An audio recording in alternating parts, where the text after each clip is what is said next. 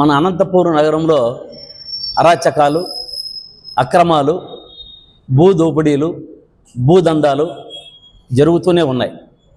ఎందుకంటే ఈరోజు చూసాం, గత 3 రోజుల నుంచి కూడా చూస్తున్నారు మీరు. శారదానగర్లో డాక్టర్ ఎస్ కనకదుర్గ అనేటువంటి ఆమె, వారి చెల్లెలు ఎస్ శ్రీలక్ష్మి అనేటువంటి ఆమె, వీరు దాదాపు 40 సంవత్సరాల నుంచి వాళ్ళు అనంతపూర్ టౌన్లో ఉంటున్నారు. 35 సంవత్సరాలుగా ఒక ఇల్లు కొనుక్కోవడం జరిగింది. ఆమె సత్యసాయి కాలేజీలో ప్రొఫెసర్గా వర్క్ చేస్తున్నారు. 2019లో ఆమె రిటైర్డ్ అయ్యారు. అందరికీ తెలిసిన విషయమే. ఈరోజు మొన్న ఆమె గత 6 నెలల కింద మనకు రాజమండ్రి కాకినాడకు వెళ్ళి వస్తూ వారు ప్రమాదవశాత్తు వారు చనిపోవడం జరిగింది. చనిపోయిన తర్వాత నవంబర్ 24లో ఆమె చనిపోయారు.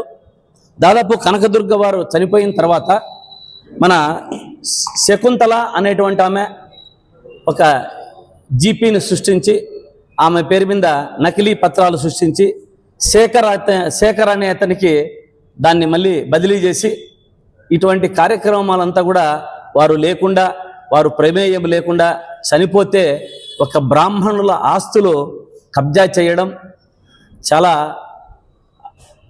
ఇదిగా ఉంది, అంటే అసహ్యంగా ఉంది ఒక రకంగా చూసుకుంటే. అంటే నగరంలో ఏం జరుగుతూ ఉంది?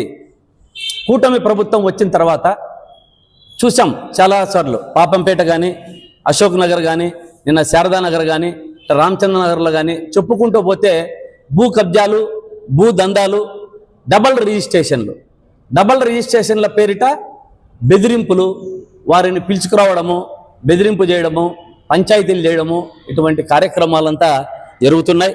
కానీ వారు శకుంతల అనేటువంటి ఆమె జీపీ జూలైలో చేస్తే మరి దాన్ని శేఖర్కు బదలాయించి కార్పొరేషన్లో, అంటే మనము చూస్తూనే ఉన్నాము, మనము సొంత ఆస్తిని, మన ఆస్తిని తీసుకొని పోయి అన్ని పత్రాలు ఇస్తే తప్ప కూడా మామూలుగా మున్సిపాలిటీలో కానీ కార్పొరేషన్లో కానీ మనకు రిజిస్ట్రేషన్ చేయరు. మన మున్సిపాలిటీలో మన పేరు మీద రాదు. అటువంటిది ఎంత ఈజీగా, అంటే ఒక పత్రము లేకుండా ఒక జీపీతోనే ఇటువంటి కార్యక్రమాలంతా మున్సిపాలిటీలో బదలాయింపు జరగడం జరిగింది. అదేవిధంగా రిజిస్ట్రేషన్ ఆఫీసులో రిజిస్ట్రేషన్ జరిగింది. రిజిస్ట్రేషన్ చేసిన తర్వాత దీని వెనుక ఎవరు ఉన్నారు అన్నది మనం ఆలోచించుకోవాలి, నగర ప్రజలంతా కూడా. ఎందుకంటే చిన్న విషయం కాదు ఇది. ఎవరు దీని మీద రాజకీయ ప్రోద్బలం లేదే ఈ యొక్క రిజిస్ట్రేషన్లు కానీ, ఈ అక్రమ రిజిస్ట్రేషన్లు కానీ ఇవి జరగవు మున్సిపాలిటీలో కానీ. దీని వెనుక పెద్ద హస్తమే ఉంది, ఇది గమనించాలి. ఈ కూటమి ప్రభుత్వంలో మనం చూస్తూనే ఉన్నాం, అన్నీ చెప్పేది చాలా నీట్గా, సాచాగా, నిజాయితీగా చెప్తూ ఉంటారు. మరి ఇటువంటివంతా రాష్ట్ర వ్యాప్తంగా అన్ని జిల్లాలలో కూడా జరుగుతున్నాయి. మనం అనంతపురం జిల్లాలో, మన అనంతపురం కాన్స్టిట్యున్సీలో చూస్తున్నాం. మనకు ముందు నుంచి కొత్తగా ఈ ఆనవాయితీ లేదు. ఎప్పుడు కూడా ఇంతమంది పాలకులు చేశారు. మన అనంతపురం జిల్లాల నుంచి రాష్ట్రపతి అయితేనేమి, ముఖ్యమంత్రులు అయితేనేమి, అదేవిధంగా మనకు మంత్రులు అయితేనేమి, ఎమ్మెల్యేలు అయితేనేమి చాలామంది ఉన్నారు. కానీ ఎవరు కూడా ఎప్పుడు ఇటువంటి భూదందాలకు కానీ, భూ కబ్జాలకు కానీ ఎవరు వెళ్ళలేదు. ఇది కొత్త ఆనవాయితీగా అనంతపురంలో కొత్తగా స్టార్ట్ అయింది, కొత్త ఒరవడి స్టార్ట్ అయింది. ఈ ఒరవడి మంచిది కాదు అని చెప్తున్నా. మనం ఇవన్నీ చూస్తూనే ఉన్నాం, ప్రతిరోజు పత్రికలు చూస్తుంటారు. ముఖ్యమంత్రి గారు చంద్రబాబు నాయుడు గారు ఏం చేస్తున్నారో అర్థం కాలేదు. సనాతన ధర్మ పరిరక్షకుడు పవన్ కళ్యాణ్ గారు చెప్పేదానికి మాత్రమే నీతులు, కానీ వారు ఏం చేస్తున్నారో తెలియదు.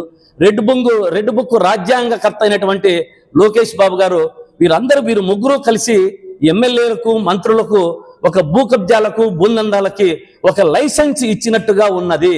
ఒక లైసెన్స్ ఇచ్చారు వీళ్ళందరికీ కూడా. ఎందుకు వాళ్ళు మాట్లాడడం లేదు? ఒక లైసెన్స్ ఇచ్చి వీళ్ళను ప్రోద్బలంతో ప్రేరేపించి ఎవరు పడితే వారిని సంపాదించుకోమని చెప్పినట్టు ఉంది. కానీ ప్రజలకు రక్షణ కరువైంది.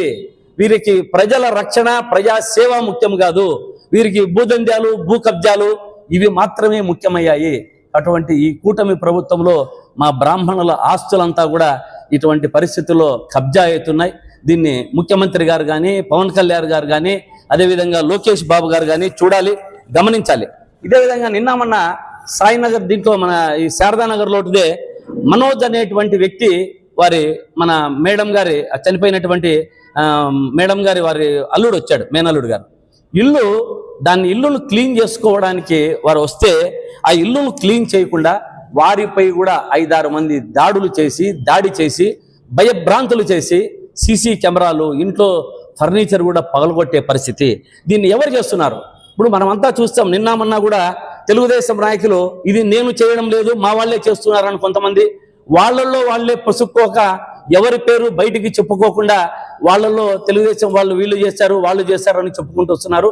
దీన్ని కలెక్టర్ గారు కానీ ఎస్పీ గారు కానీ ఎందుకు దీన్ని చర్యలు తీసుకోవడం లేదు వీరి మీద? అంటే దీని మీద ఏమైనా రాజకీయ ఒత్తిడులు ఉన్నాయా? ముఖ్యమంత్రి కార్యాలయం నుంచి ఉన్నాయా, లేకుంటే అనంతపురం కార్యాలయం నుంచి ఉన్నాయా? ఏ కార్యాలయం నుంచి ఉన్నాయి? ఈ ఒత్తిడులను అధిగమించి సామాన్య ప్రజలకు రక్షణ కల్పించాలి.